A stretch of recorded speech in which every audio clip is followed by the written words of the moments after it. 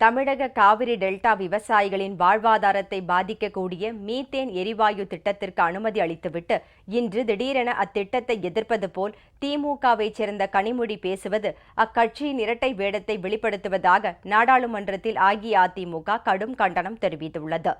தமிழகத்தின் நெற்களஞ்சியமான காவிரி டெல்டா பகுதிகளை பாலைவனமாக்கும் மீத்தேன் எரிவாயு திட்டத்திற்கு முந்தைய மைனாரிட்டி திமுக ஆட்சியின் போது கருணாநிதி அனுமதி அளித்தார் என நாடாளுமன்ற மாநிலங்களவையில் நேற்று அஇஅதிமுக குற்றம் சாட்டியது.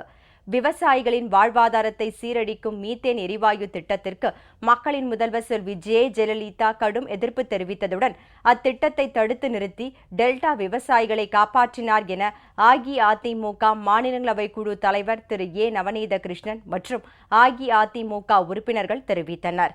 மீத்தேன் எரிவாயு திட்டத்திற்கு எதிர்ப்பு தெரிவிப்பது போல அண்மை காலமாக திமுக நாடகமாடி வருகிறது என்றும் அக்கட்சியைச் சேர்ந்த மாநிலங்களவை உறுப்பினரும் கருணாநிதியின் மகளுமான கனிமொழி இப்பிரச்சினை குறித்து பேசுவது திமுகவின் இரட்டை வேடத்தை வெளிப்படுத்துகிறது என்றும் அஇஅதிமுக உறுப்பினர்கள் குற்றம் சாட்டினர்.